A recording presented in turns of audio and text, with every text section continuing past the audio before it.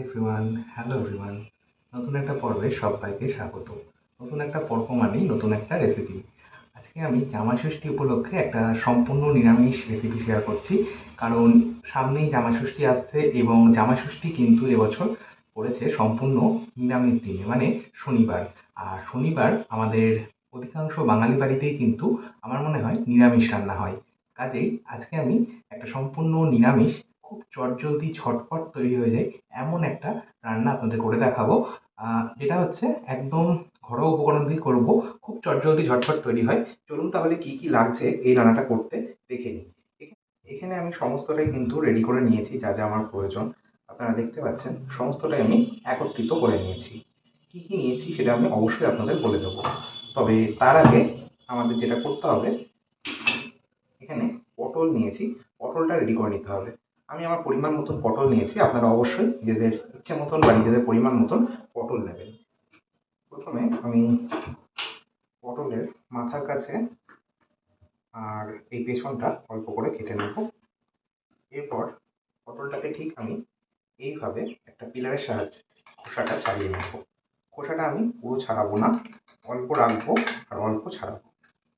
আপনারা দেখুন, এইভাবে আমি পটলটা কিন্তু রেডি করে নেব।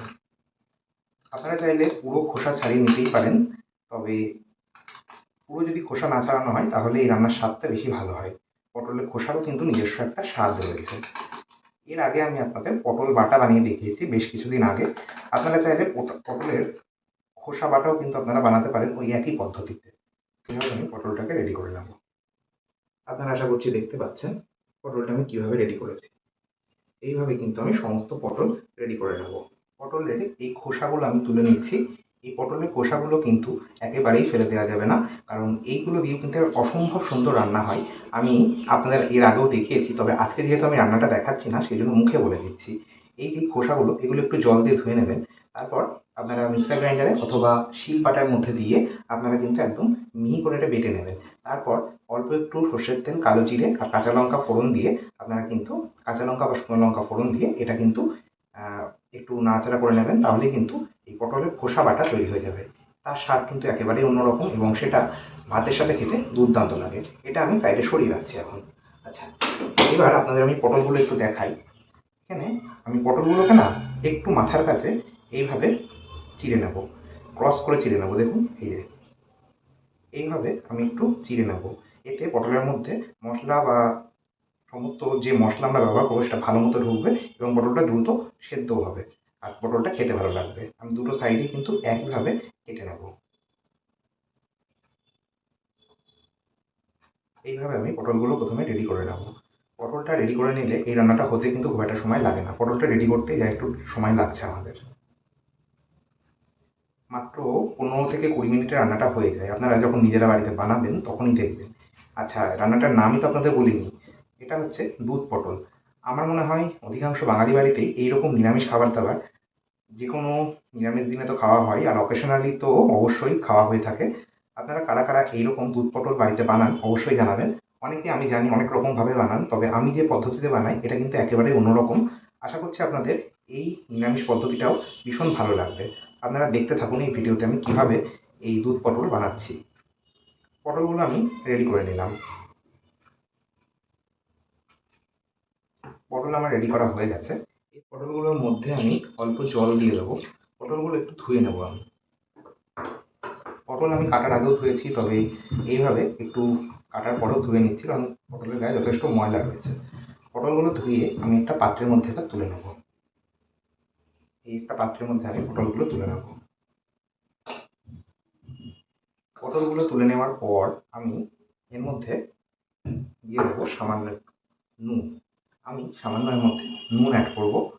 আর আমি কিন্তু এর মধ্যে হলুদ দেবো না, কারণ পটল ভাজার সময় আমি কিন্তু হলুদ দিই না।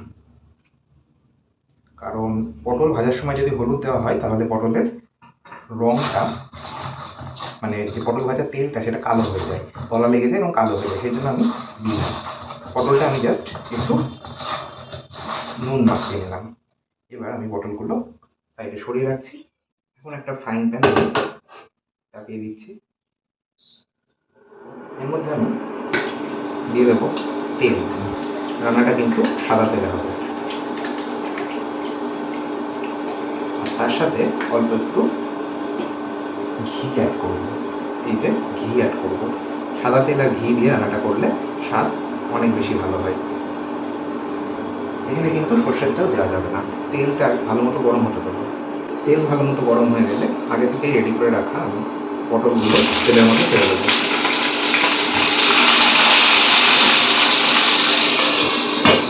এটা কভার করে ভাজবো, একটু আমি ফ্লেমটা কমিয়ে একটু কভার করে এটা ভেজে নেব। পটলটা ভাজা হতে হতেই চট করে আমরা মশলা বানিয়ে নেব।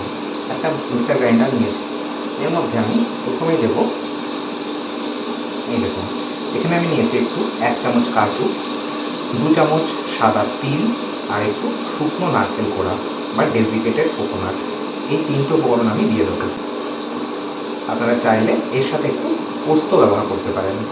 আচ্ছা, এবার এর মধ্যে আমি দিয়ে দেবো সামান্য হলুদের গুঁড়ো। হলুদ গুঁড়ো খুব অল্প দেবো। সামান্য কাশ্মীরি লাল লঙ্কার গুঁড়ো, এটা রঙটা ভালো আসে সেই জন্য দেবো।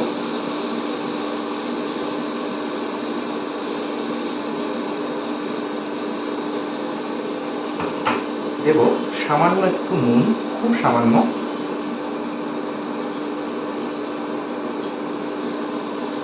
আর দেব অল্প একটু গোলমরিচের গুঁড়ো, এতে ঝালটা ভালো হবে।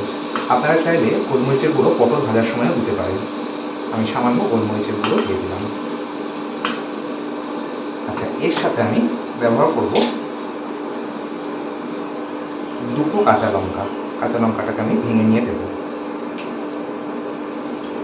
ঝাল বুঝে কাঁচা লঙ্কা দেবে।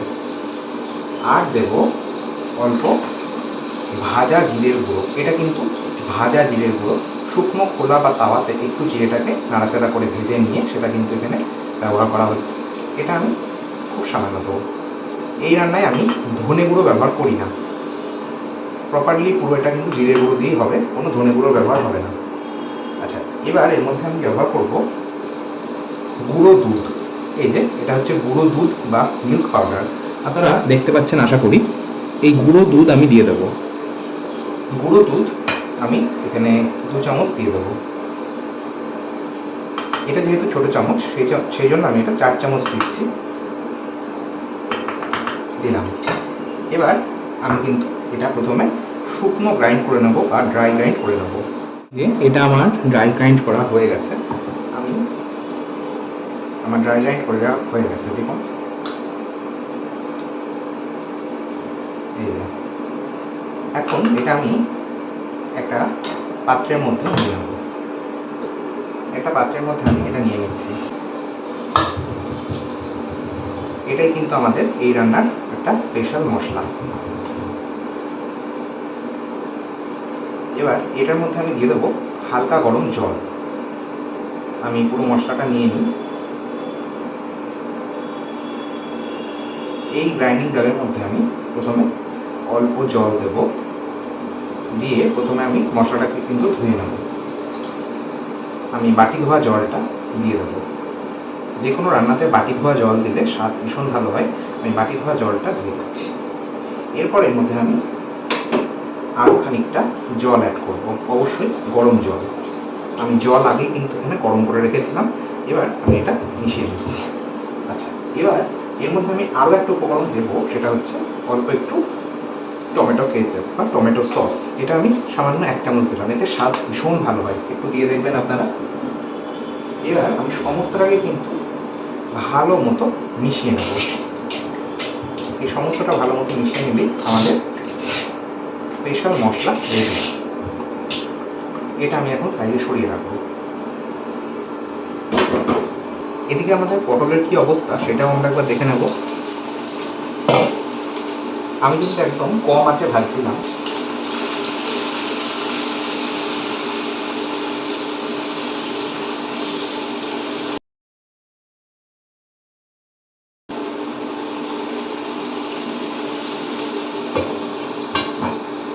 পটলটা আমি একটা সাইড ভাজা হলে আমি একটু অপর দিক উল্টে দিলাম। এবার অন্য দিকটাও ভেজে নেব।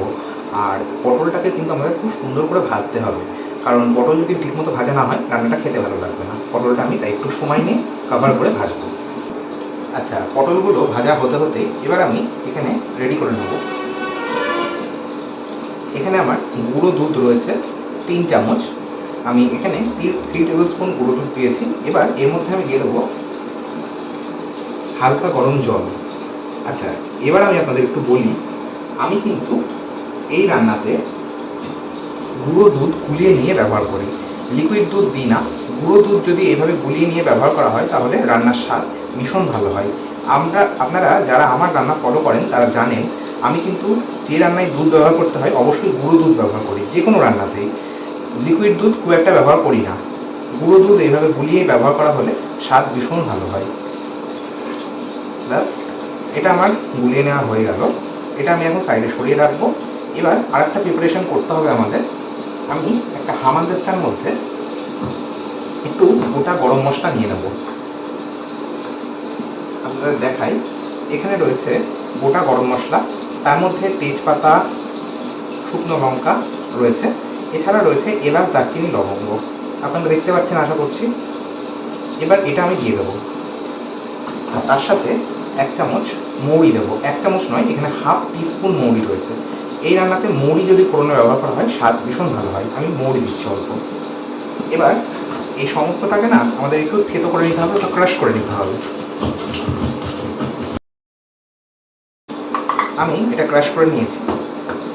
রান্নায় ফোড়নটা যদি একটু ক্রাশ করে নিয়ে বা থেতো করে নিয়ে ব্যবহার করা হয় তাহলে দেখবেন রান্নার স্বাদ ভীষণ ভালো হবে। এই ছোটো ছোটো টিপসগুলো যদি আপনারা মাথায় রাখেন রান্না কিন্তু একদম পারফেক্ট হবে। আমি এটা ক্রাশ করে নিয়ে সাইডে সরিয়ে রাখছি। আমি এবার আবারও পটলটা চেক করে নেব।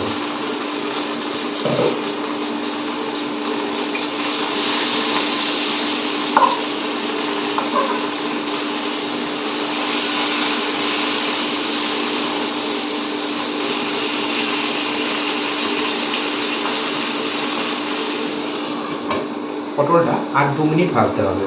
এখন আমি পটলটাকে আরও একবার চেক করে নেব আমাদের পটলটা কেমন ভাজা হয়েছে। এরপর আমি চলে যাব পরবর্তী স্টেপে।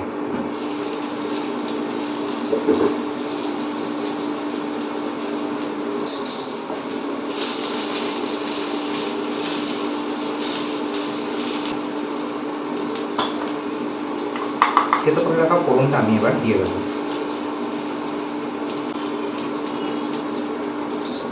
একটু নাড়াচাড়া করে আমি পটলের সাথে এবার ভেজে নেব।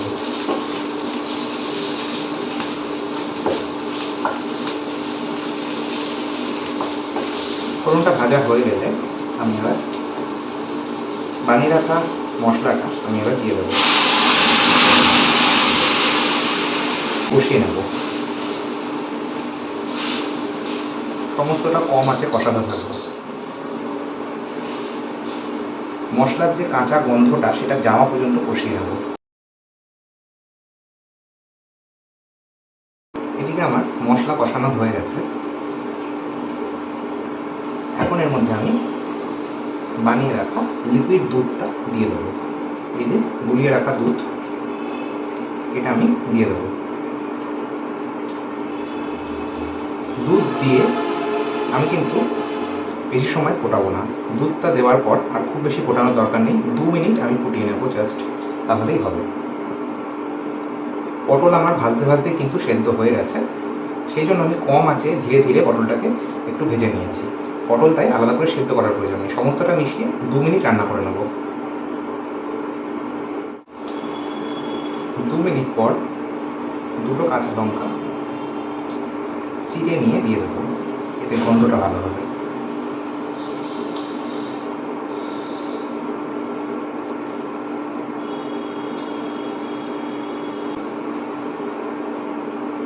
সামান্য কয়েক দানা চিনি দেবো, যেহেতু নিরামিষ রান্না।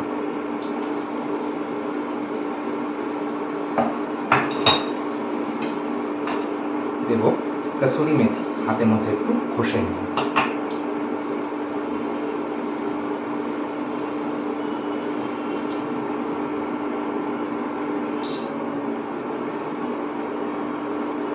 ভিজিয়ে রাখা কিশমিশ,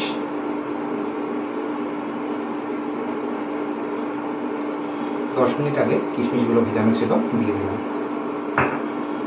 আর দেব উপর থেকে অল্প একটু ভাজা জিরের গুঁড়ো, এখানে গরম মশলা গুঁড়োও দেওয়া যায়। অল্প একটু ভাজা জিরের গুঁড়ো ছড়িয়ে দিলাম।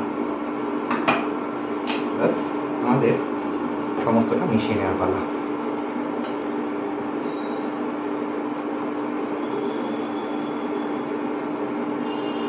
দুধ পটল একদম রেডি।